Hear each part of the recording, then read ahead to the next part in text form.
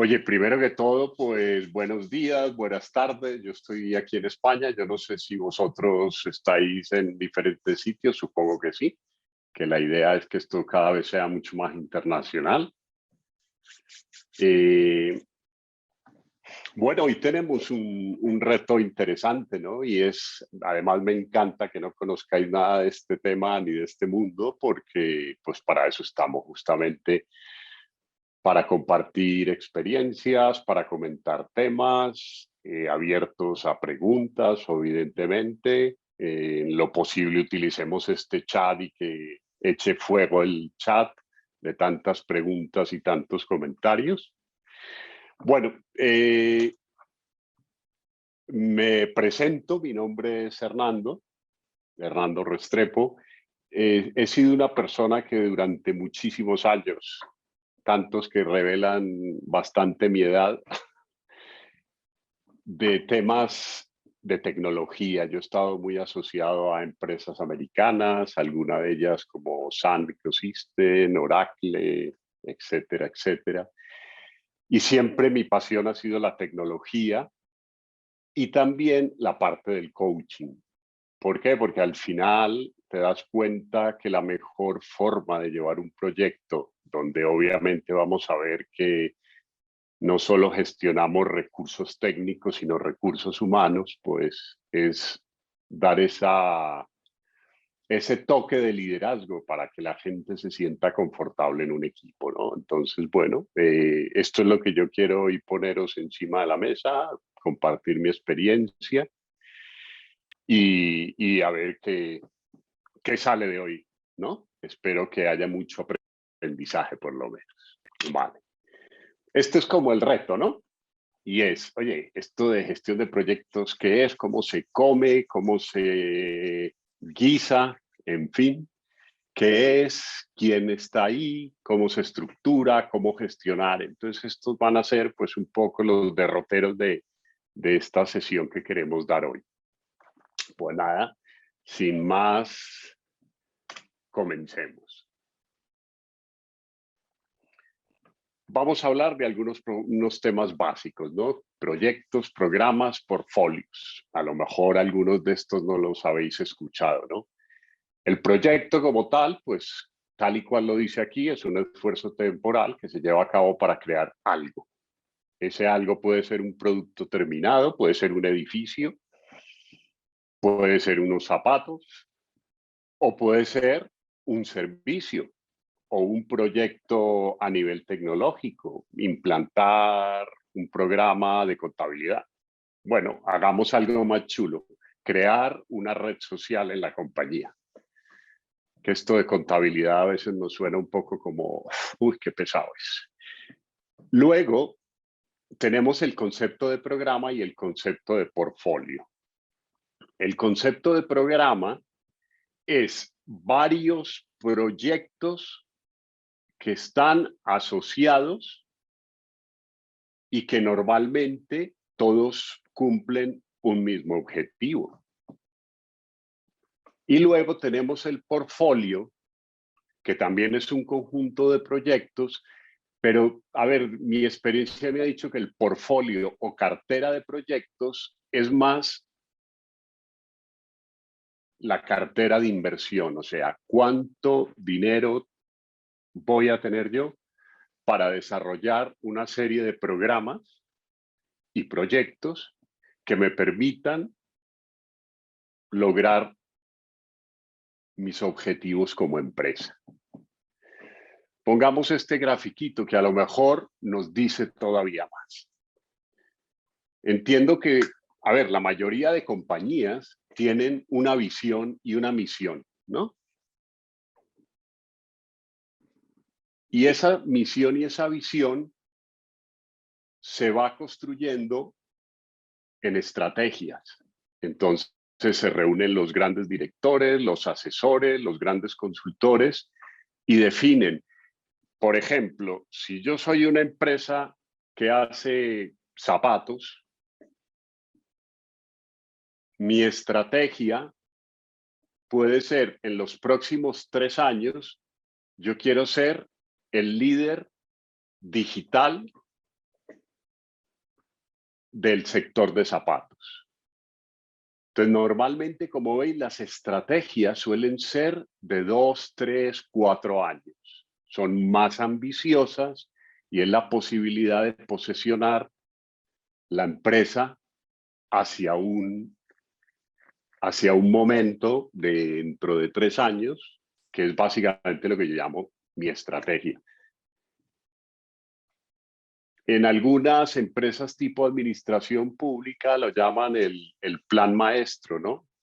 Entonces yo genero un plan maestro a 2, 3 años, que es donde las directivas de la compañía deciden dónde quieren ver la empresa en 3 años.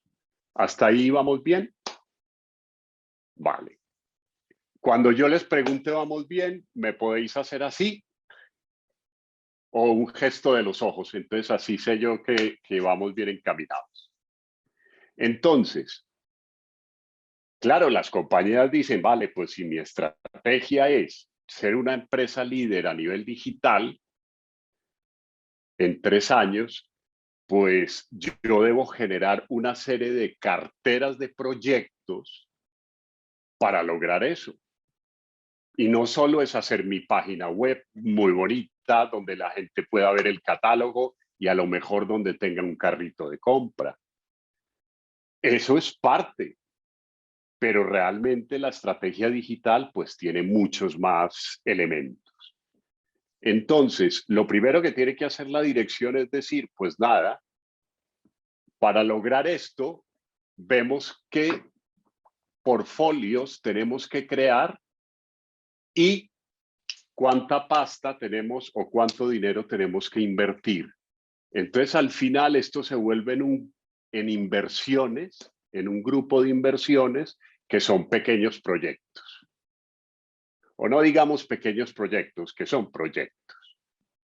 Entonces, una vez yo defina los portfolios no necesariamente duran 3 años, pueden durar 1 año, pueden durar 8 meses.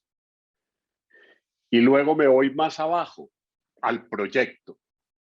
Entonces el proyecto, primero se llaman aquí, como veis, está programas y proyectos. Entonces, el programa pueden ser 5 proyectos asociados a mi estrategia digital, ¿vale? Y uno de esos proyectos puede ser crear una plataforma B2C para que la gente pueda entrar a la página web y pueda comprar. Entonces, eso puede ser un proyecto y es, en la página web nuestra, vamos a hacer un B2C, que es Business to Customer, o sea, es la capacidad de vender al cliente final. ¿Hasta ahí vamos bien? Vale. Entonces, al final, el elemento más pequeño que vamos a ver hoy es el proyecto. Por otro lado, hay empresas que manejan miles de proyectos, cientos de proyectos. Y evidentemente, lo que a uno se le ocurre es, pues los proyectos de ingeniería para el área de ingeniería, los proyectos de I+D para I+D, los proyectos administrativos, pues para la área administrativa, los proyectos de ventas para la dirección comercial, etcétera. Pero al final, ¿eso qué hace? Que estamos hablando de que hay determinados estándares que no los puede manejar cada departamento. Entonces se crean las PMO, que son unas oficinas, que es un área directamente, un área de negocio que se llama la Oficina de Gestión de Proyectos. Y es muy interesante porque al final la PMO soporta a todas las áreas de negocio de la empresa a que desarrollen proyectos con calidad, estandarizados, utilizando metodologías apropiadas. Y por eso, pues aquí vemos 3 tipos de PMO, ¿no? La de soporte, que ayuda a utilizar las mejores prácticas en general. La de control, que básicamente está viendo cómo va progresando cada proyecto, o la directiva donde directamente ellos hacen la gestión del proyecto y todos los gerentes de proyectos o project manager dependen de la PMO, independiente de el proyecto de qué área es. ¿Vamos bien hasta ahí o alguna pregunta o alguna duda? Bueno, supongo que vamos bien. Vale. Entonces, lo primero que tenemos que definir es, oye, ya sabemos que es un proyecto, ¿no? Un proyecto es algo que se va a realizar con un objetivo específico, con una serie de actividades, con una serie de inversión, para que al final del proyecto los usuarios puedan utilizar eso como parte del objetivo que nos habíamos planteado. Entonces hay que definir metodologías para esto. A mí me encanta traer esta slide porque gestionar proyectos es muy complejo. ¿Y por qué es complejo? Por la forma como nos comunicamos los seres humanos. Porque a veces no nos entendemos. Y aquí, por ejemplo, el cliente necesitaba esto, pero quien lo va a hacer entendió esto. Y el ingeniero, en su capacidad de diseñar, pues hizo esto. Y el equipo en general, esto fue los requisitos que entendió. Entonces, mirar que esto, aunque sea gracioso, sucede. Cada vez menos, afortunadamente, pero ¿quién puede solucionar esto? Un buen gestor de proyecto.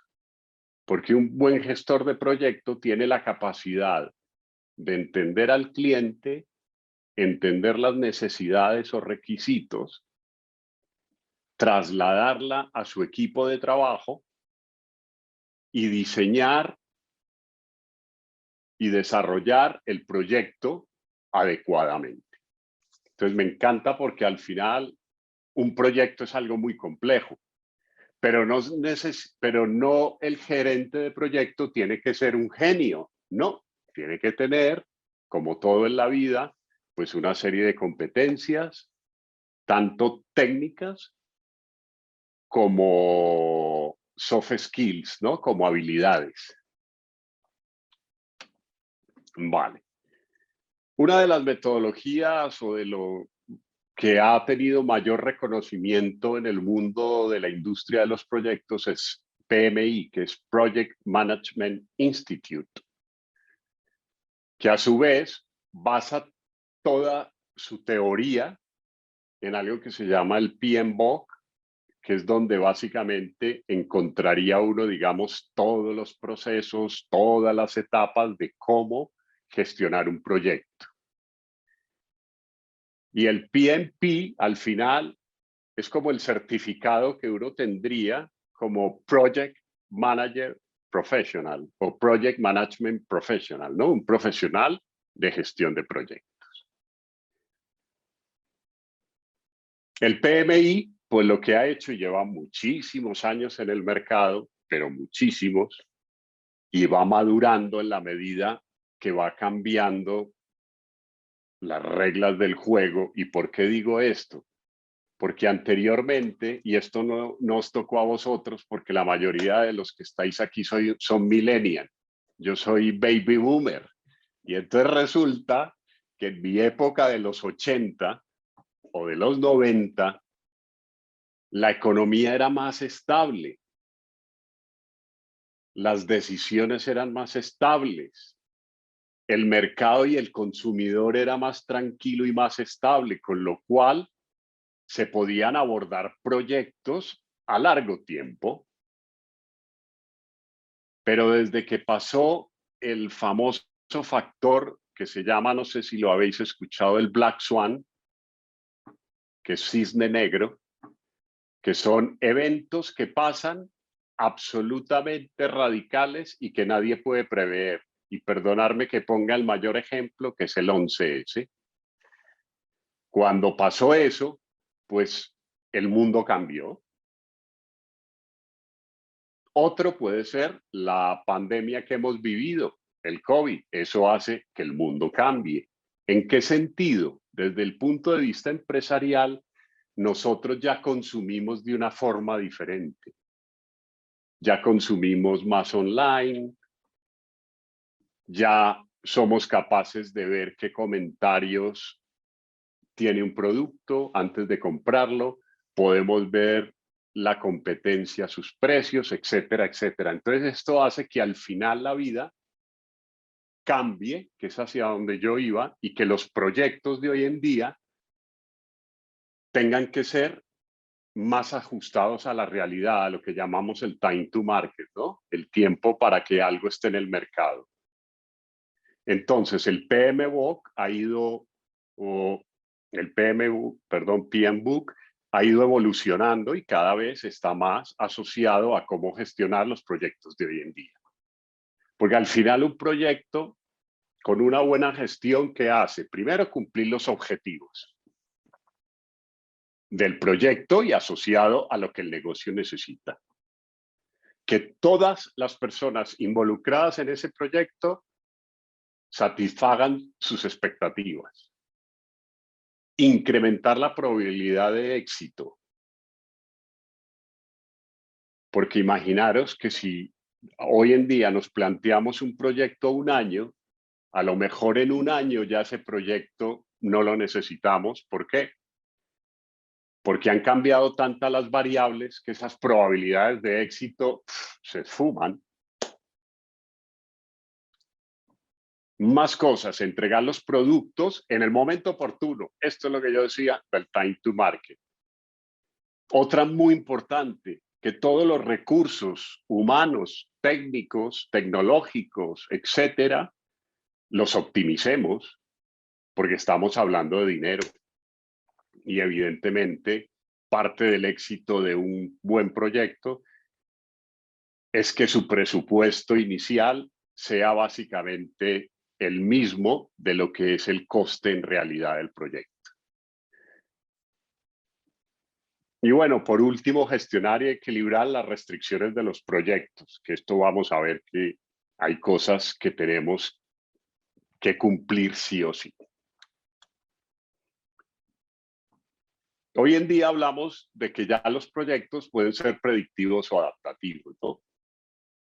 Entonces, estos son pues enfoques. El predictivo es yo tengo un plan y lo cumplo. El adaptativo es yo voy desarrollando, pero tengo la capacidad de ser resiliente, ¿no? De gestionar los cambios adecuadamente, ¿vale?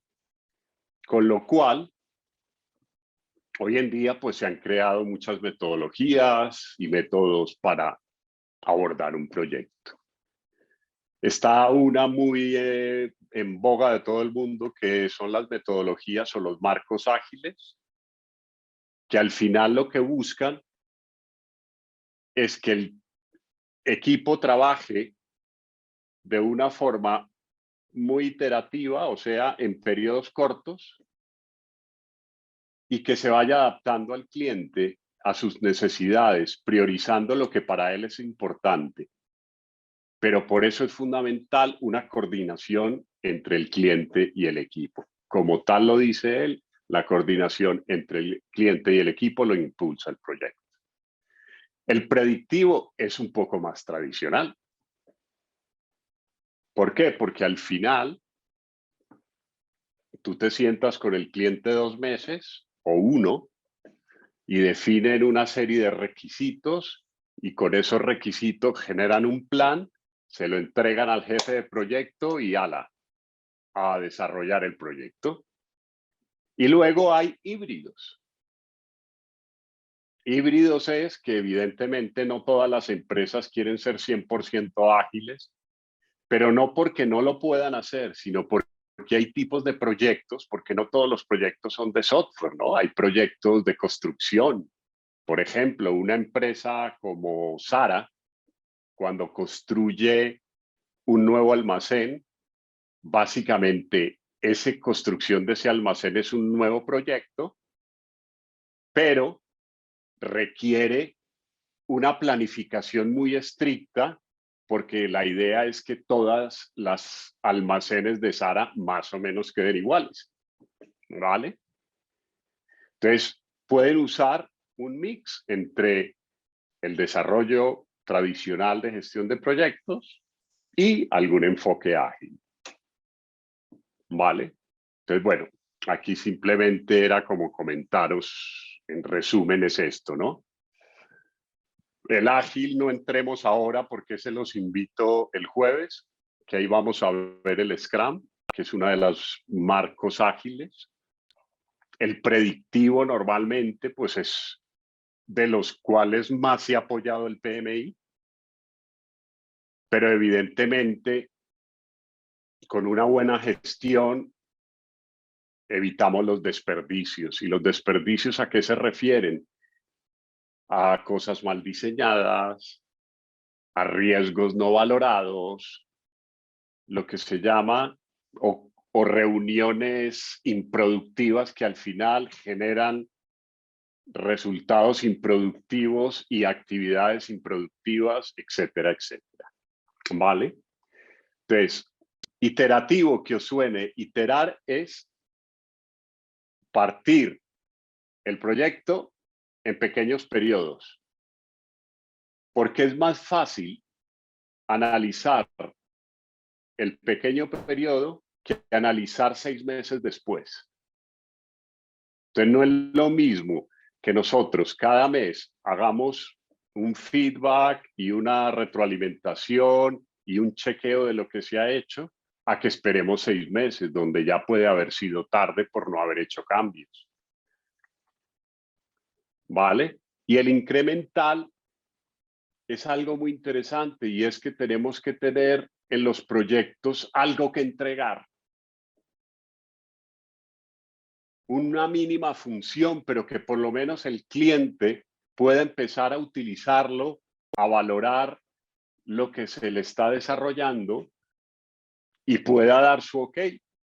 Entonces, esos dos conceptos hoy en día se usan mucho. Iterativo, que son pequeños ciclos de tiempo, más o menos 3, 4 semanas, y el incremental es que tenemos que, como buen gestor de proyectos, tenemos que estar mostrando algo. No nos podemos esconder 6 meses y el sexto mes entregar el proyecto y a lo mejor el cliente dice, esto no era lo que yo quería, que es un poco lo que vimos en ese gráfico de arriba.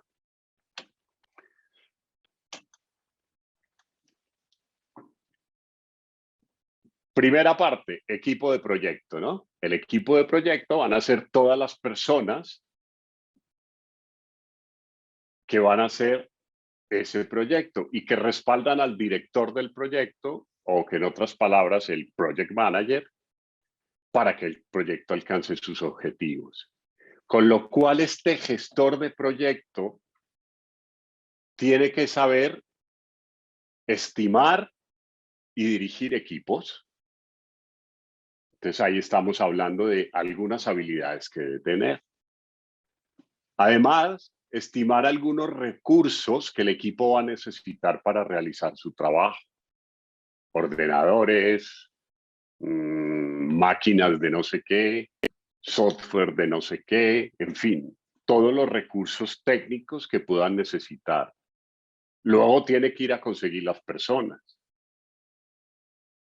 Y por eso, hoy en día, el 90% de los proyectos que se desarrollan en las empresas tienen un gran porcentaje outsourcing, ¿no? Buscan personas especializadas en las empresas consultoras o integradoras para que hagan parte de ese equipo.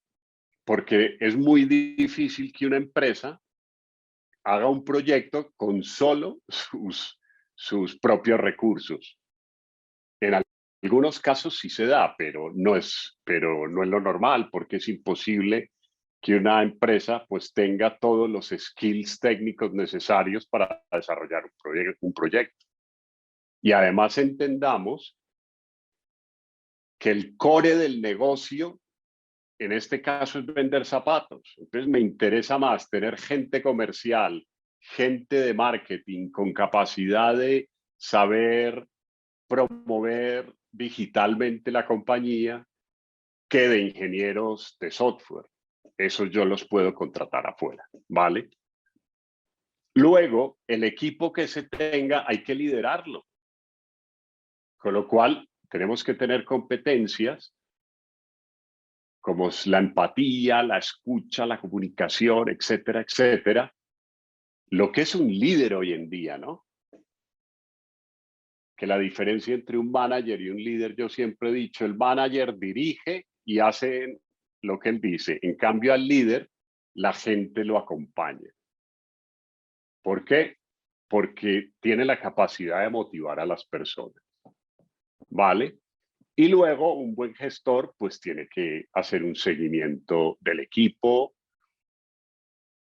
de que todo lo que esté pendiente se haga y gestión de cambio en los equipos, ¿no? Muchas veces en los equipos pues se requiere otro tipo de skill, pues se cambian las personas. Además, hay una palabra muy utilizada que es el stakeholder, que son aquellas personas que aunque no estén dentro del equipo del proyecto, sí que tienen impacto sobre el final del proyecto, ¿no? Que se llaman los famosos interesados, que pueden ser proveedores, clientes o los usuarios finales, ¿vale? Entonces, un director del proyecto aquí lo tenemos, luego el equipo, luego los patrocinadores. Por mi experiencia en tantos proyectos que he participado, algo de lo más importante que hay es conseguir el sponsorship. Una persona o una área que vele por el éxito del proyecto. Os doy un ejemplo. Vamos a hacer un proyecto en Telefónica. Entonces, un buen jefe de proyecto lo que tiene que conseguir a través de sus managers o los directivos de la empresa es un sponsor o un patrocinador dentro de nuestra empresa y otro dentro de Telefónica. Porque esos dos personas que normalmente están en un alto nivel, en el momento que haya un bloqueo, ellos son los más interesados en desbloquear el proyecto. ¿Vale? ¿Queda claro el concepto de patrocinador? Bueno, ¿cómo vamos hasta aquí? ¿Vamos bien? ¿Vamos así? ¿O vamos así? Vale, genial. Aquí os puedo mostrar pues algunos de los que llamamos los interesados, ¿no? Patrocinadores, gerente, empleado, gobierno, comunidad, usuarios finales, proveedores y clientes. ¿Quién sabe qué diferencia hay entre un cliente y un usuario final? A ver, yo veo el chat que me responde.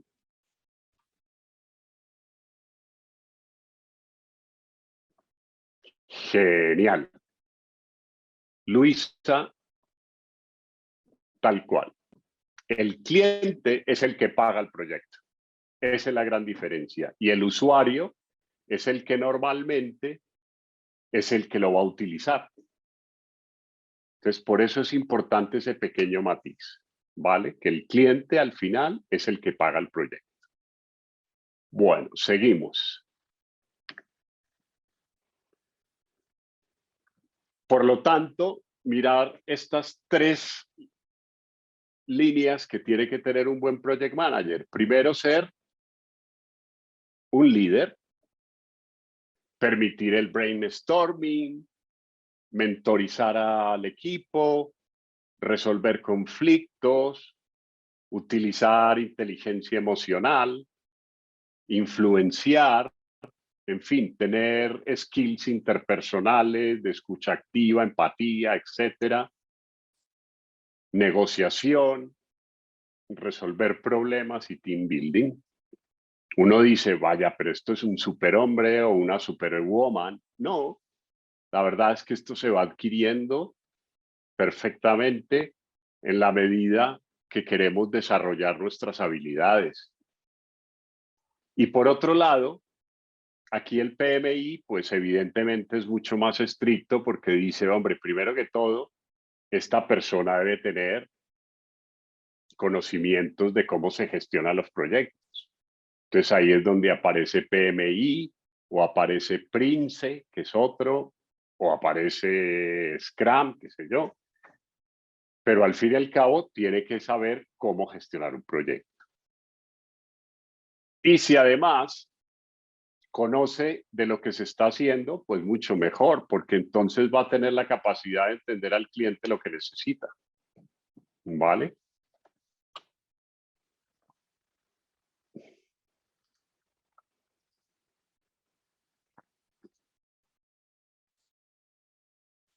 A ver, el chat aquí lo escondo. Vale.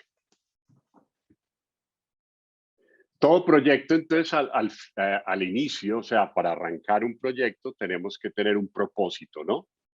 Y es cuál es el propósito de desarrollar esto. Y esto normalmente va a venir casi que de la misma estrategia que la empresa define. Si el propósito es que no es lo mismo que a una persona le digan, oye, vamos a hacer un B2B o un B2C, que vamos a convertir esta empresa en un líder digital de ventas. Entonces, el propósito es mucho más grande, ¿no? Tiene mayor entidad y esto te posiciona emocionalmente como que vas a ser parte de la transformación de tu empresa.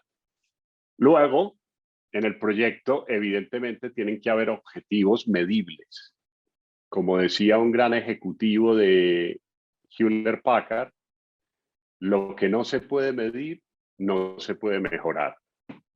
Con lo cual, es importante que todos los objetivos tengan métricas para poder hacer un seguimiento y saber si nos estamos acercando al objetivo, ¿vale?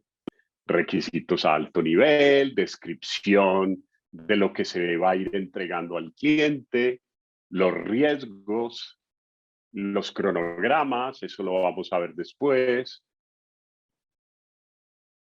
que el área financiera nos diga con qué recurso vamos a contar, la lista de quiénes son mis stakeholders o los interesados, en fin, criterios de salida de proyecto, o sea, ¿cuándo vamos a comenzar con el proyecto?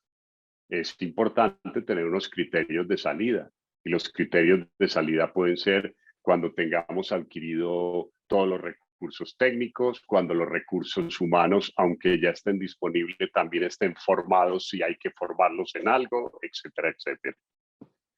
Luego, pues tener el gestor de proyecto, ¿no? Que al final es una persona que va a tener pues mucha responsabilidad dentro del proyecto, por no decir la máxima, ¿vale? Y nombre y autoridad del patrocinador del proyecto. Eso que nunca se les olvide. Por mínimo que ustedes quieran abordar un proyecto, tienen que tener un patrocinador. Y el patrocinador tiene que ser de cierto nivel relevante en la empresa para que os ayude a desbloquear cualquier posible limitación o impedimento que se encuentre en el proyecto. Viviana, entiendo que el perrito está aprendiendo mucho, ¿no? Me encantan los perros. Bueno, seguimos. Bueno, debemos dar al cliente lo que nos pidió, ni más ni menos. Pero bueno, esto es un... Vale. Otra cosa muy importante, pero a veces complicada, es estimar y gestionar los costes. ¿Por qué? Porque un buen gestor de proyecto se tiene que sentar mucho antes de empezar el proyecto a definir la línea base de los costes. La línea base de los costes se refiere a no sé si conocéis CAPEX y OPEX. O sea, qué cosas como activos fijos hay que adquirir y qué tipo de gastos vamos a tener, ¿vale? Entonces, por ejemplo, aquí el coste debe incluir la mano de obra directa, o sea, las personas que van a estar directamente involucradas en el proyecto, los materiales, el equipo, instalaciones, los servicios, la tecnología, tener reservado algunos costes de incertidumbre o para contingencias y los costes indirectos. Entonces, un buen gestor de proyecto tiene que tener esa visión de qué va a costar el proyecto. Y aquí voy a hablar de algo que a mí me gusta mucho, que es el TCO. No sé si lo habéis escuchado, el Total Cost Ownership. Este es un concepto muy importante porque el TCO es capaz de definir todos los costes que realmente van a estar involucrados en un proyecto. Porque imaginémonos, y os pongo un ejemplo, ¿por qué es esto tan importante? Digamos que nosotros somos todos vendedores, ¿vale? Todos los que hay aquí somos vendedores. Y entonces lo que necesitamos es un CRM, ¿no? Un aplicativo que nos ayude a coordinar nuestras visitas, a hacer nuestras ofertas, a establecer la negociación con el cliente, etcétera. Digamos todo ese ciclo que hace un vendedor, ¿no? Catálogos de productos, etcétera, etcétera. Entonces, uno muchas veces dice, no, el CRM es básicamente comprar una aplicación, un software y ya está, y ese es el coste. ¡Cuá! Error. ¿Por qué? Porque tenemos que tener en cuenta el coste del producto, el soporte y mantenimiento, la formación que tenemos que hacerle a todas las personas, los equipos tecnológicos para poderlos usar, llámese tablet o llámese portátiles, me da igual. Y ahí empiezas a sumar y te das cuenta que lo que uno llamaba esto cuesta tanto, realmente no cuesta tanto. Por eso es importante tener esa visión general de todo lo que implica el coste de un proyecto. Y esto, afortunadamente, el PMBOK te lo dice, te dice, oye, tomar en cuenta estos y estos y estos y estos y estos costes. Por eso es que es una de las guías más conocidas del mercado, porque aunque veamos que esto es un mundo complicado, no lo es tanto, es simplemente ser un poco metodológico y utilizar los pasos. Perdón un segundo.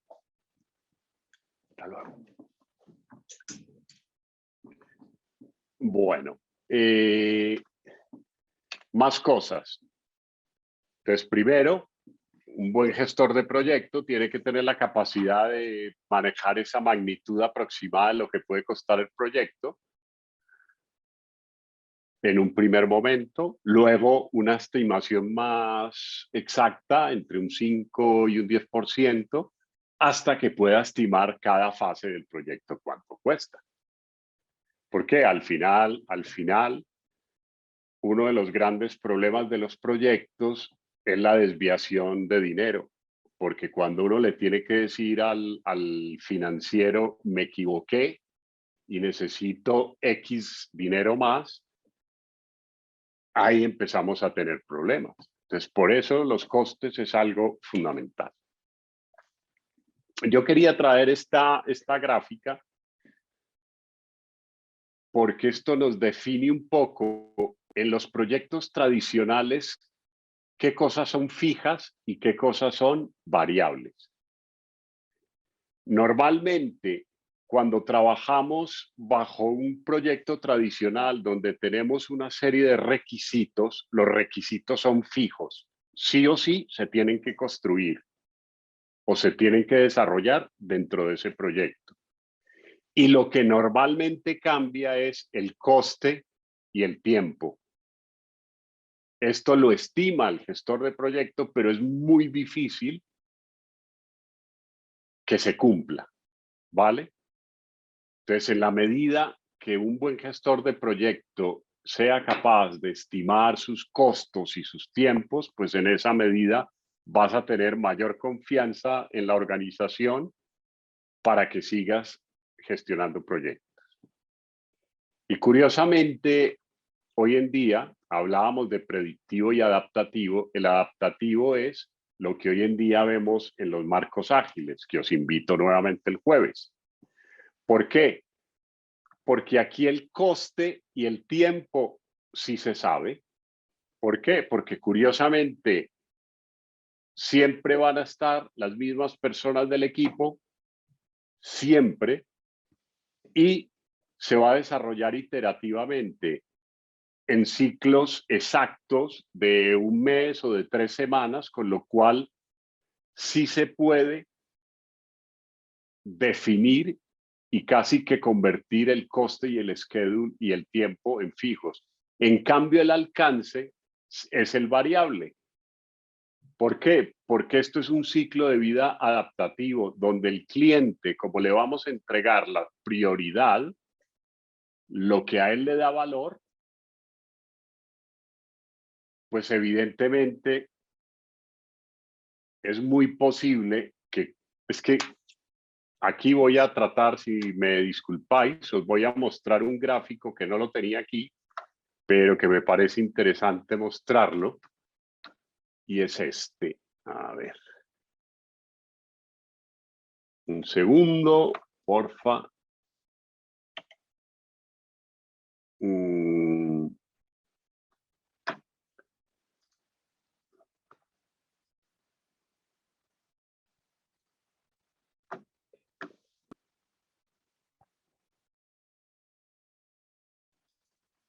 Aquí está. Voy a volver perdón, a compartir pantalla.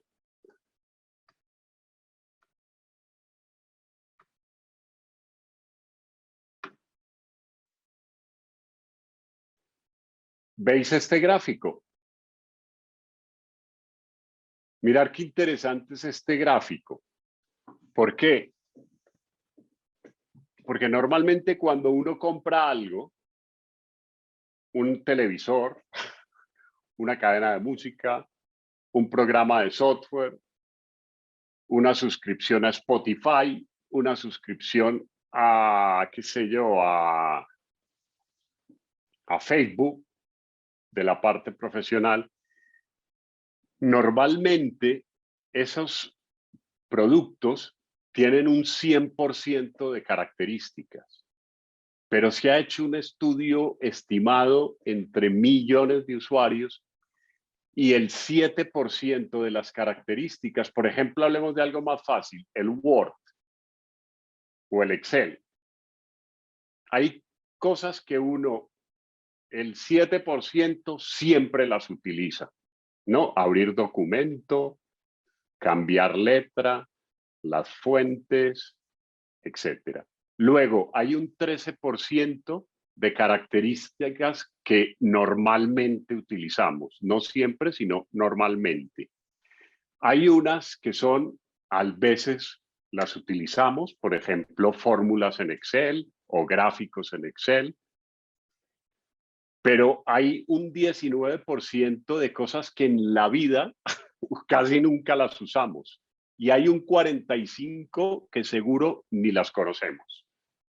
Y esto de verdad muestra un poco que todos los proyectos, a pesar de que muchas veces se genera un plan muy detallado, es muy posible que este gráfico se cumpla. Con lo cual es muy importante también abordar proyectos desde un punto de vista más adaptativo, ¿no? Más basado en el valor y en la priorización de lo que el cliente necesita.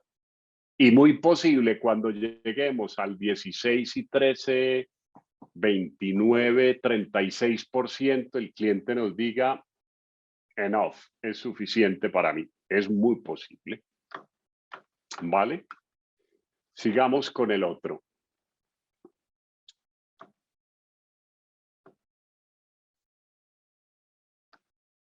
Está aquí, PowerPoint.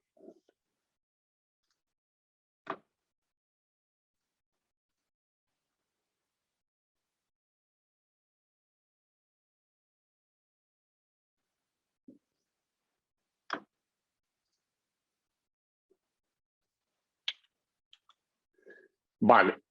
Entonces, todo esto que os he contado es simplemente por contaros lo interesante que son los procesos adaptativos. Y de hecho, el PMI ya ha sacado una versión de agilismo o de con marcos ágiles para que justamente los proyectos tengan esa capacidad de interacción con el cliente, de irle desarrollando lo más importante y lo más valor para ellos. Y evidentemente, si tú como project manager priorizas lo más importante, pues es muy posible que el proyecto muestre resultados cuanto antes y eso pues evidentemente el cliente lo agradecerá mucho. Vale. Otra cosa muy importante de la gestión de proyectos son los schedules, ¿no? Los cronogramas del proyecto. Porque en el cronograma del proyecto se puede visualizar las fases, las actividades que un proyecto tiene, tanto en fechas como en recursos. Entonces, incluye fecha de inicio y final de la actividad y normalmente pues se pone aquí en fechas. Luego, especificas las fechas planificadas para cumplir los hitos del proyecto. Luego vamos a ver qué es lo de hito. Coordina las actividades para formar un plan maestro. Entonces, evidentemente, este plan es lo más visual que tiene que manejar un gestor de proyecto para que cuando su jefe le diga o su cliente le diga, oye, ¿cómo va el avance del proyecto? Es tan simple como enviarle este gráfico y ya está. Porque ahí puede ver qué ha cumplido, qué falta por cumplir y en qué estado va el proyecto, ¿vale? Y esto evidentemente pues le permite a un gestor de proyecto realizar un seguimiento de si va o no cumpliendo las actividades del proyecto. Pregunta, ¿hacemos un break de 10 minutos? ¿O es de 5 o es de 15, Gabriela? ¿De cuánto es? El que usted desee, profe, puede ser de 10 minutos. ¿Les parece, chicos? 10 Vale. minutos para tomar algo y que se ¿Os estire. parece bien que tengo la boca un poco seca y necesito un poco de agua? Claro, nada. Nos Vale. vemos. Son ok, sí, nos vemos en 10 minutos. Vale, chicos, igual les pongo acá el cronómetro, cualquier cosa, y si no les aviso, ¿ok? Ok, vale. Fenomenal.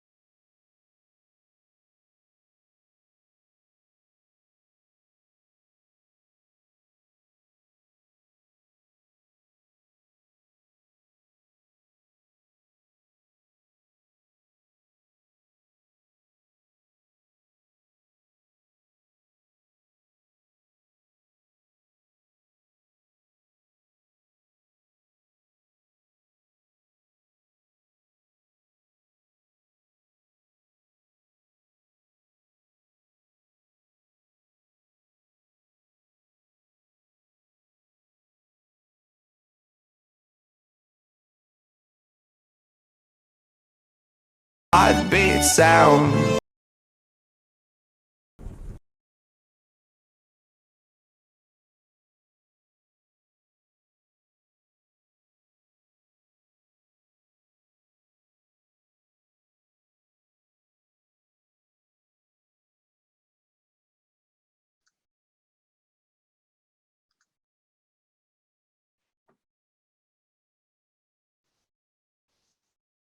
Hola, ¿me escucháis? Sí, profe. Vale, genial. Bueno, entonces estábamos comentando que parte fundamental en una gestión de un proyecto es llevar todas las tareas, actividades y fases asociadas al proyecto. ¿Vale? Veamos este ejemplo, ¿no? Tenemos una fase que es el desarrollo de un nuevo producto, eso sería, digamos, todo el tiempo del proyecto, y las fases serían el estudio económico, una ingeniería en sistema, preparación de operaciones, investigación de mercado. Esto es un ejemplo. Entonces, cada fase a su vez tiene ciertas actividades. El estudio previo que tiene un esfuerzo de 5 días, y el estudio de ajuste que tiene 25 días, etcétera, etcétera. Entonces aquí estamos viendo todas las actividades que tiene cada fase del proyecto. Y luego hay otro concepto que se utiliza mucho, es el hito, que es un punto o un evento significativo dentro de un proyecto, que normalmente puede ser más de tipo estratégico, porque el hito como tal no es una actividad que se vaya a hacer o que directamente esté asociada a un número de horas del proyecto, sino simplemente algo como, imaginaros, en estos proyectos, cuando se desarrollan, el rombo es el que me indica los hitos, ¿no? Entonces yo puedo tener, por ejemplo, un hito como hacer pruebas de los datos. Entonces, cuando yo vea que me estoy acercando a ese hito, pues entonces entiendo que una serie de fases y actividades se han terminado para poder mirar el hito, para poder evaluar si voy bien o mal con respecto a los hitos que yo me he planteado. Y esto se utiliza muchísimo, los hitos, porque evidentemente son mucho más representativos, porque normalmente en el cronograma del proyecto pues vamos a ver unas fases y unas actividades que pueden ser un poco más técnicas, ¿no? Pero los hitos son algo más del negocio, más estratégico, que de hecho no tienen esfuerzo, o sea, 0 días, porque simplemente son momentos dentro de la duración de todo el proyecto, son momentos que me van a permitir a mí, pues, verificar cómo va realmente el proyecto, cómo va progresando, si los hitos los voy complementando o no. Otra parte, pues como os imagináis, la calidad es fundamental en los proyectos, porque esto no se trata de hacer actividades por hacerlas y terminarlas, sino que evidentemente, pues, tenemos que estar seguros que lo que se entregue o lo que se haga, pues tengan esos requisitos de calidad que normalmente un proyecto requiere, ¿no? El PMI pues habla o el PM Book habla de dos tipos, ¿no? Los de conformidad y los de no conformidad. Entonces los de conformidad pues básicamente es que para construir un producto con calidad pues tenemos que formar a la gente, entonces ahí hay un costo asociado, tenemos que documentar muy bien los procesos, tenemos que tener muy claros los costes del tiempo para hacerlo correctamente, porque si nosotros decimos, oye, esto se hace en 4 días, pero como hay que entregarlo, lo hacemos en 2 días, pues estamos poniendo en riesgo la calidad del proyecto o la calidad del producto o del servicio. Y luego hay una parte que es extensísima y muy importante, que son todos los temas de testing, ¿no? De pruebas y evaluación. ¿Por qué? Porque realmente hay que probar las cosas que se hacen, pero mira cómo es de sensible esto. Si una persona que hizo parte de una fase del proyecto y luego él mismo la prueba, esa persona mentalmente está condicionada a que las pruebas sean de determinada forma y posiblemente sus pruebas no fallen. Entonces, las pruebas son tan importantes que hay que poner al usuario que más desconozca a hacer las pruebas para que realmente veamos que no está de alguna forma predispuesto, sino a utilizarlo todo, y ese test pues va a dar cosas más importantes. Entonces, esos costes de evaluación son muy interesantes y fundamentales para asegurar la calidad, ¿vale? Entonces ya sabemos que la formación hace parte de asegurar que un producto tenga calidad, de que todos los procesos deben estar documentados, los equipos adecuados y el tiempo adecuado para poderlo realizar. Luego están las pruebas, ¿vale? Y luego hay unos costos de no conformidad, porque quieras o no quieras, pues siempre hay fallos, siempre hay problemas y evidentemente hay que rehacer el trabajo o simplemente desecharlo porque no vale para nada. Y ese desecho pues es coste. Y luego temas más externos, ¿no? Más externos por el cliente que nos diga, no, es que resulta que la parte legal ha cambiado este requisito y evidentemente pues eso no es una falla, eso son temas absolutamente externos que dependen del cliente y que evidentemente pues todo eso disminuye, genera más coste y disminuye la calidad, ¿no? Entonces por eso es muy importante pues ser muy iterativo con el cliente y tener esa capacidad pues de que todo lo que se haga con unos mínimos criterios de calidad, que pase por las áreas y se utilicen las mejores prácticas de calidad. Y normalmente la PMO, que era lo que veíamos al principio, la Oficina de Gestión de Proyectos, suele tener esos estándares y suele estresar los proyectos con una serie de criterios para verificar que la calidad sea la óptima, ¿vale? Entonces, bueno, aquí hay una serie de requisitos pues que el PMI o el PMBOK nos dice, que es realizar inspecciones para detectar errores, que es utilizar los diagramas de Pareto para enfocarse. ¿Sabéis lo que es el diagrama de Pareto, no? El 80-20, y es que a lo mejor el 20% tiene un peso de importancia casi del 80 y el 80% es menos importante, que es el 20. Es un poco el gráfico que os mostraba ahora, ¿no? Entonces, es sobre todo focalizarse en acciones correctivas de los problemas que mayor efecto tengan.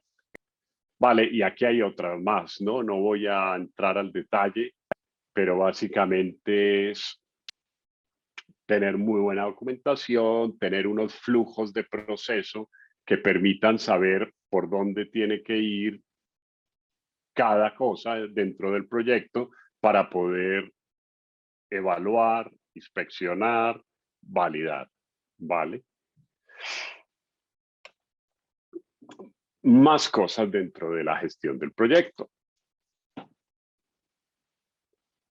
La parte contractual, ¿vale? Esta parte contractual es también, pues tiene muchos detalles, ¿no? Aquí está hablando de tipos de contratos, que es el de precio fijo, y es que establecemos un precio fijo pase lo que pase. Ese suele ser bastante riesgoso porque evidentemente pues o tenemos muy claro cuál es el producto final, o si no, pues vamos a tener algunas desviaciones. Luego hay otro de costes responsables, y es que en la medida que van ocurriendo los hitos, el proveedor me va reportando los costes que ha tenido y sobre eso pues se define el tipo de contrato. Y luego otro que se utiliza mucho, sobre todo en la área tecnológica, que es el time and material. El time and material es que uno le dice al cliente, bueno, yo te hago este proyecto, pero lo que vamos a hacer es que yo te vendo 1000 jornadas de trabajo. De las 1000 jornadas, hay 400 de técnicos, 200 de consultor, 20 de arquitecto y 70 o lo que reste de gestor de proyecto. Entonces el cliente va consumiendo en la medida que va necesitando para desarrollar su proyecto. Entonces, bueno, estas son formas de contratar.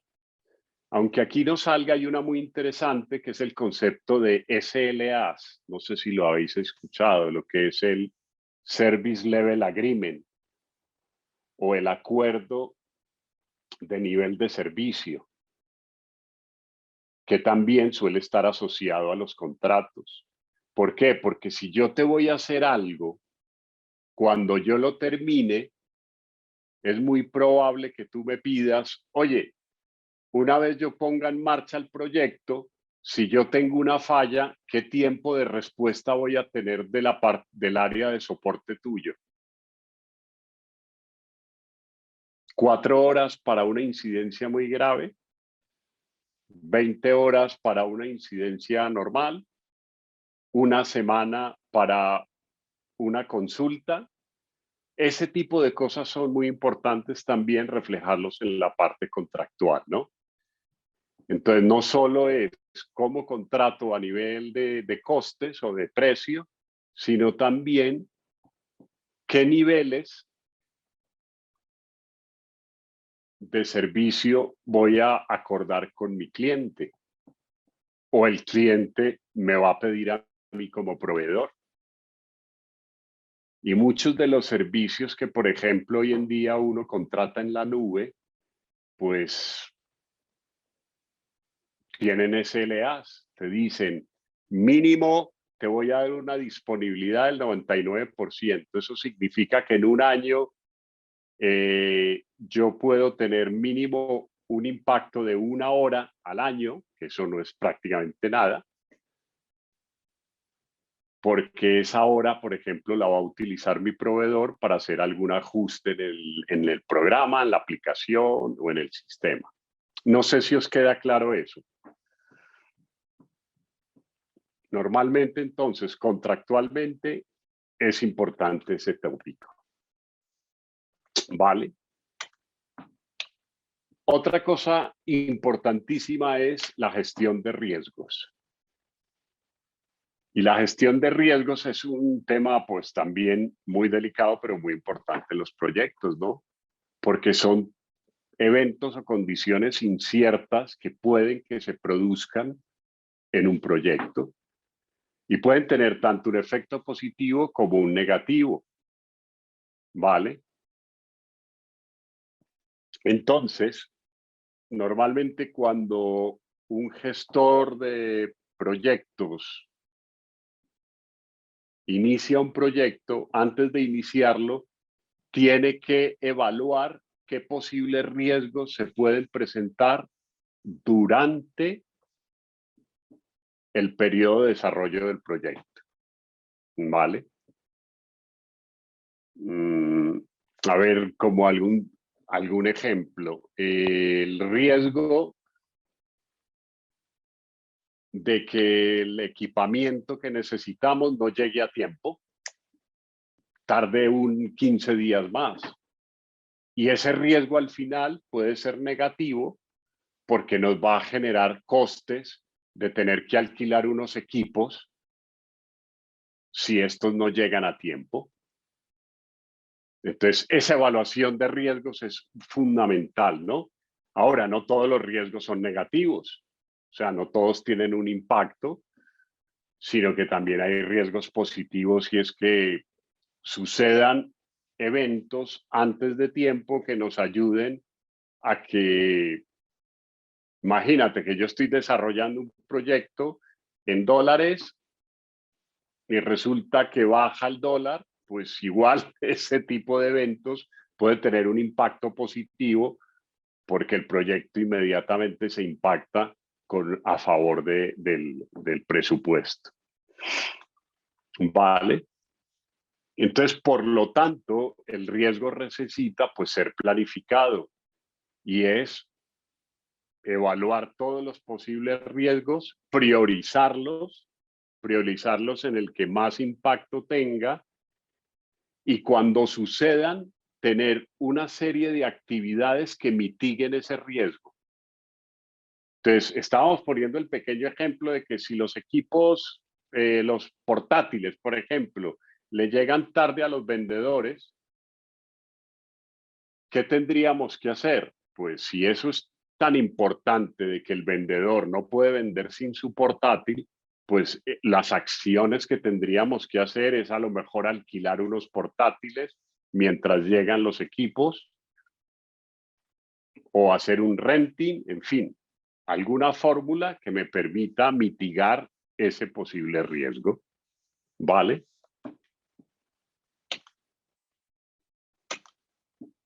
Luego, pues estamos hablando del tema de comunicación y es que evidentemente, bueno, esto es algo que pone la dirección de proyectos, ¿no? Que los modelos de comunicación, pues tenemos un emisor, un receptor y un medio cómo se transmite el mensaje.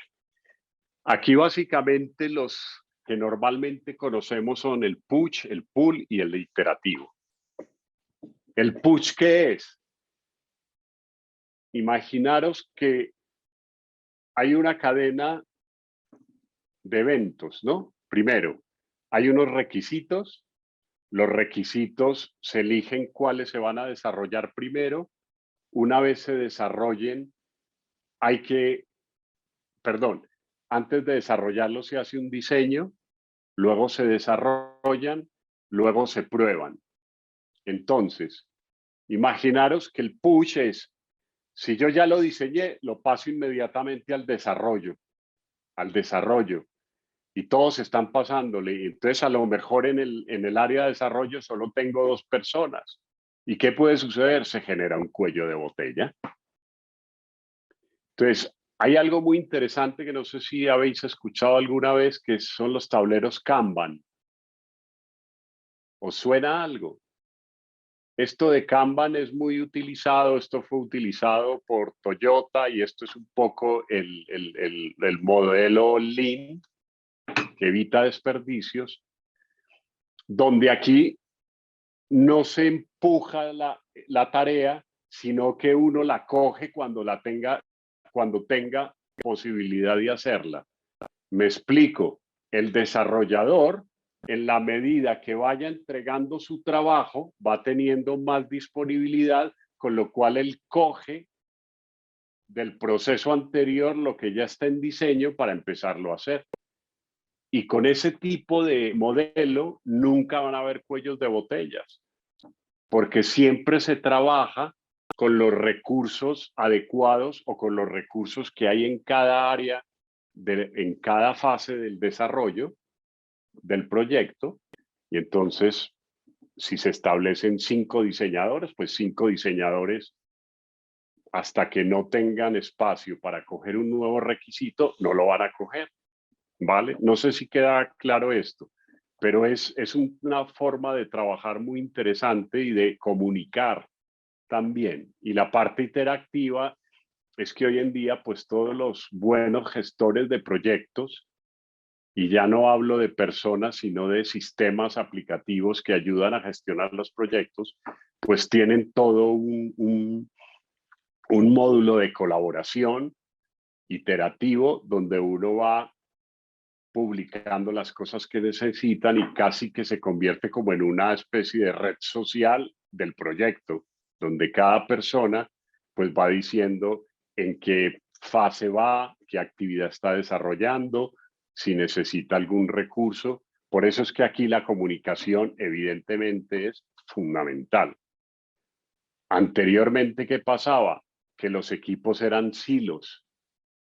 Cada uno estaba en su cajita negra, hacía lo que le pedía el project manager y los otros no se enteraban de lo que estaba haciendo. Entonces, esa es una de las grandes cosas que ha cambiado y es el concepto de visibilidad, que todos los integrantes del proyecto deberían saber qué hace cada uno y en qué estado está. Y no solo por decir qué malo es, no, todo lo contrario, por unirse y ser corresponsable al objetivo del proyecto y poder echar una mano. ¿Vale? Entonces, como dicen aquí, pues hay una parte, la retroalimentación es una calle de dos sentidos y, y es positiva si el mensaje se recibe y lo entiende como, como el emisor pretendía, es negativa si el receptor no entiende el mensaje y la falta de retroalimentación pues proporciona una aceptación implícita del mensaje por parte del receptor. En otras palabras, una de las cosas que más se está utilizando en la gestión de proyecto son unas reuniones de retroalimentación, de feedback, donde ponemos encima de la mesa qué cosas se están haciendo bien y qué cosas se pueden mejorar. Es fundamental tener eso, porque yo siempre he sido un gran convencido de que un equipo de trabajo no tiene que ser, o sea, no se tienen que volver amigos entre sí, pero sí debe haber una relación que permita que toda la comunicación fluya, que haya confianza, que haya respeto, que haya apertura, y eso al final es súper importante porque quienes hacemos los proyectos somos los seres humanos. Y los seres humanos, en la medida que nos comunicamos y nos sentimos con confianza, pues podemos generar mejores relaciones y por lo tanto comunicar más eficazmente. Y eso es una de las cosas que el gestor de proyecto debe promover: la relación, la fluidez de la comunicación, entornos de confianza, entornos de respeto, porque aunque creamos que eso es obvio, no es obvio. Las organizaciones y las personas a veces tienen una forma de ver su función y su puesto que muchas veces ni siquiera les importa cómo están sus compañeros, ¿no? Entonces, eso era de los skills y las habilidades que yo os hablaba de un buen gestor de proyecto, que permita generar esa fluidez en las personas. Finalmente, pues, bueno, esto es hablar un poco más del conocimiento explícito, tácito. Esto me lo voy a saltar porque quiero llegar al tema de lecciones aprendidas. Todo proyecto genera riesgos. Todo proyecto genera oportunidades de mejora. Entonces, los proyectos deben ser un ciclo de mejora continua. Independiente de que el próximo proyecto sea algo diferente, pero siempre hay algo que se llama las lecciones aprendidas, y es ver qué cosas funcionaron bien y qué cosas se pueden mejorar. Yo no digo funcionaron mal, porque, a ver, yo creo que ya al utilizar ese término estamos juzgando, ¿no? Entonces, un buen gestor de proyecto lo que hace es, oye, miremos las fortalezas y qué cosas hacemos bien y qué cosas podemos mejorar. Y entonces en las lecciones aprendidas podemos hablar, oye, es que las reuniones son un caos, tenemos que hacer reuniones productivas, y para hacer una reunión productiva pues tenemos que tener un sitio apropiado, un tema apropiado o un objetivo claro, más bien dar la posibilidad de que todos sientan la confianza de aportar, en fin, todo ese tipo de cosas. Que una herramienta para tratar de guardar la documentación y al final no valió, pues entonces esto es una lección aprendida. Para el próximo proyecto necesitamos un gestor documental que nos permita utilizar más eficazmente pues toda la documentación y poderla acceder de una forma más rápida, ¿no? Aquí dice reinventar lo que ya está inventado es un proceso lento y costoso, tal cual. Entonces, por eso es importante que cada proyecto termine con una bitácora de lecciones aprendidas, ¿vale? Entonces, el PMBOK, pues, lo que hace es que tiene una de sus procesos que él establece es, primero, tener un registro de las lecciones aprendidas y es que hay que documentar el proyecto, ¿no? Y registrar, pues, qué cosas se pueden hacer mejor o qué cosas sucedieron y cómo se mitigaron. Y luego, el repositorio ya sería, pues, digamos, de todos los proyectos. Entonces, por eso tener un sistema de base de conocimiento es importantísimo. A ver, yo os lo digo porque además de que me gusta la formación y todo esto, yo trabajo en una compañía que vendemos productos para gestión de proyectos. No voy a decir ni la empresa ni el producto porque no os quiero vender. Lo que sí os quiero compartir es un poco lo que sucede en las empresas. Hoy en día hay empresas que gestionan los proyectos con Word y con Excel. Y no digo que el Word y el Excel no sean herramientas buenas. Lo que pasa es que son herramientas que para que sean óptimas, sobre todo el Excel, pues toda la gente tendría que ser un súper experto en que las hojas de Excel estén protegidas, que las hojas de Excel sean capaces de generar datos dinámicamente, que las hojas de Excel para que de un proceso a otro salte. Imaginaros que para diseñar y empezar a desarrollar necesitamos la aprobación de X persona. El proceso de aprobación muchas veces en las empresas se hace vía email, pero un email a que se puede perder. Un email a que se puede redactar mal. Entonces, las herramientas de gestión de proyectos evidentemente es una de las grandes cosas para utilizar para que un gestor de proyecto pueda definir sus costes, la gente del equipo, su cronograma de actividades, que automáticamente en la medida que las personas entren, qué han hecho y cuántas horas han hecho, eso automáticamente se cargue dentro del proyecto. En fin, eso es algo que el mismo PMBOK lo reconoce y es que se necesita un sistema automatizado que te permita gestionar un proyecto en condiciones.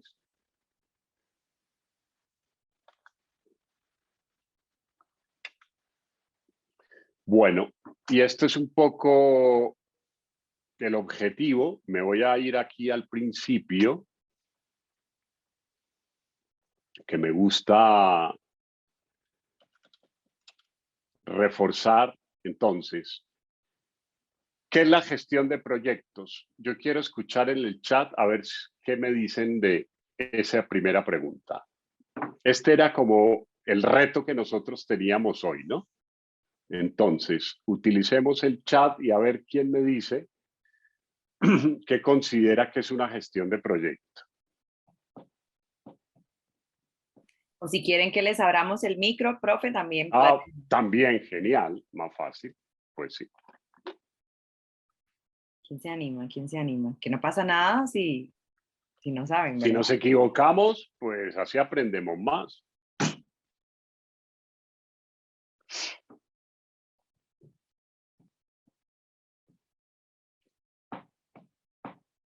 A dedo.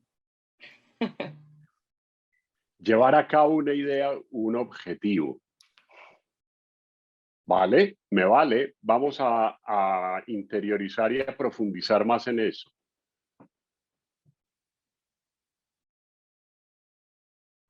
O sea, son todas aquellas actividades para dirigir el proyecto. ¿Qué actividades? Planificar y dirigir los procesos de un proyecto. Costes, muy bien. Timing, muy bien.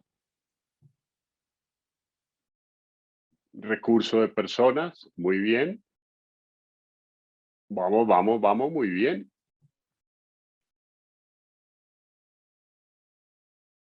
Riesgos, por ejemplo, ¿no?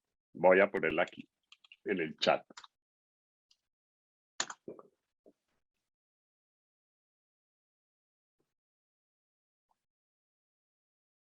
Muy bien, genial. O sea que entonces, ¿qué es la gestión del proyecto? Entonces, como el proyecto es al final una idea o un objetivo que hay que llevar a cabo, la gestión del proyecto es controlar y administrar todos los procesos de un proyecto. El objetivo, las fases, las tareas, los recursos, el timing, los costes, etc. ¿Quién es el responsable de un proyecto? ¿O qué roles pueden haber en un proyecto?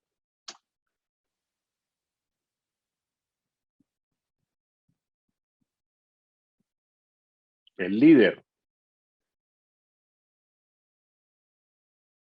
Hablemoslo más en términos de gestión de proyectos. El project manager, perfecto. Los patrocinadores también. ¿Quién más?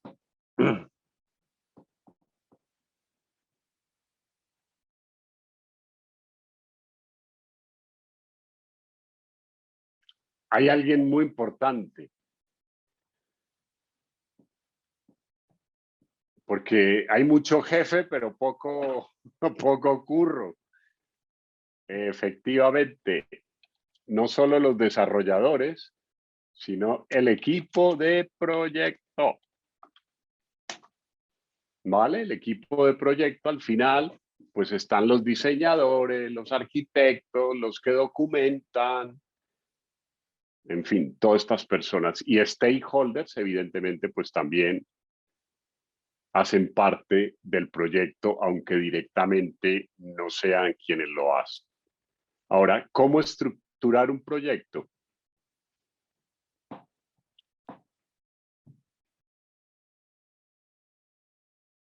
Esta es una pregunta trampa.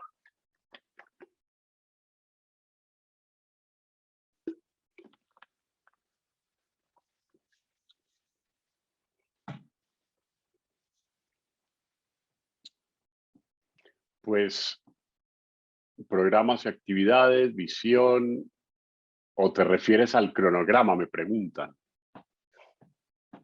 Pues también hace parte. Pero es una pregunta trampa, porque ¿cómo se estructura un proyecto? Pues mediante una metodología de gestión de proyectos. Efectivamente, identificando requerimientos, alcance, actividades, tareas, midiendo y probando. Pero en resumen es utilizando una metodología. Aquí hemos visto la PMP, pero también puede haber otra que se llama PRINCE2, etcétera. Hay muchas metodologías, pero bueno, digamos una de las más reconocidas son estas dos que os he mostrado, ¿vale? Y ahora, ¿cómo gestionamos el proyecto?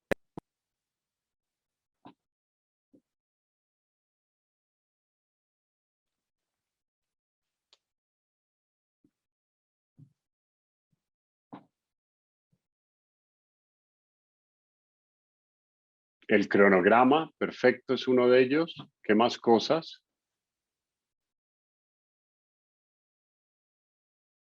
Hablemos más de cosas más tangibles. Cronograma, seguimiento, los costes, los KPIs.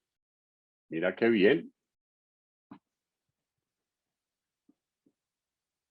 Lista de tareas es parte del cronograma, correcto. Las pruebas es parte del cronograma. El tiempo, pues muy bien. Yo creo que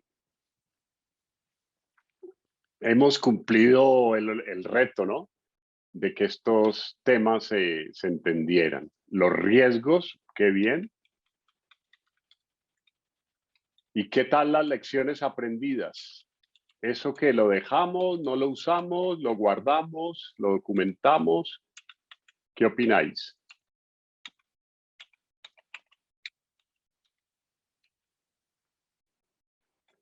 Bueno,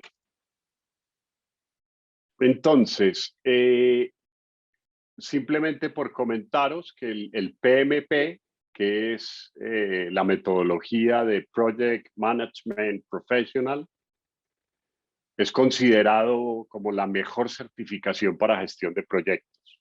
Y ya no solo en América del Norte, sino en el mundo entero.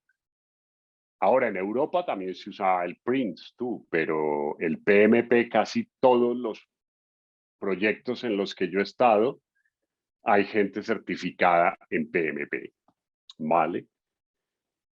Evidentemente es gente muy utilizada y muy buscada en el mercado, perdón, utilizada no, sino buscada en el mercado y evidentemente si uno va a LinkedIn te darás cuenta que se busca muchísimo personas que tengan esta metodología. Normalmente pues esto es un título de 4 años, 36 meses, este sería pues la máxima certificación, ¿no? Pero hay otra que es la CAPM, que es Certified Associate, que es como un certificado técnico, pero que ya tiene los fundamentos para gestionar proyectos. No tienes el nivel del PMP, que es prácticamente, siendo muy interesante, evidentemente es largo, pero el CAPM, pues ya por lo menos te permite tener esa certificación mucho más rápido, ¿no? Esto ya va en función un poco a vuestras necesidades y expectativas, pero lo que yo sí estoy absolutamente seguro es que un gestor de proyecto se necesita en cualquier tipo de empresa, porque hoy en día toda la evolución y estrategia de las compañías se basa en la creación de proyectos. Vale, pues no sé si hay alguna pregunta o pasamos, o Gaby te doy el testigo. Y de verdad, mil gracias a todos por haberme escuchado tanto tiempo. Espero que el reto y la experiencia pues os haya dejado algo.